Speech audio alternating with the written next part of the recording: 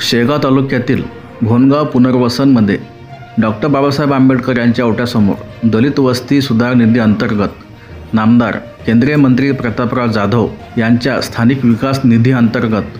पुतळ्यासमोरील pier ब्लॉकच्या कामाला येथील रहिवाशाच्या माध्यमातून भूमिपूजन करून सुरुवात करण्यात आली। यावेळी युवा सेना शेगाव तालुका प्रमुख उमेश शेळके, सरपंच पुत्र सत्यवान मोरखडे, वंचित बहुजन आघाडीचे शाखा प्रमुख अनिल मोरखडे, भाजप कार्यकर्ते प्रकाश भारसाकडे, अनिलजी भारसाकडे, धनसिंग डाबेराव, संतोष किशन मोरखडे, संतोष वाकोडे, ब्रह्मदेव मुरे, शेखर शेळके, श्रीकृष्ण अजने, रघुवीर विचारे अशा सर्व गावकऱ्यांच्या उपस्थितीत कामाला सुरुवात करण्यात आली।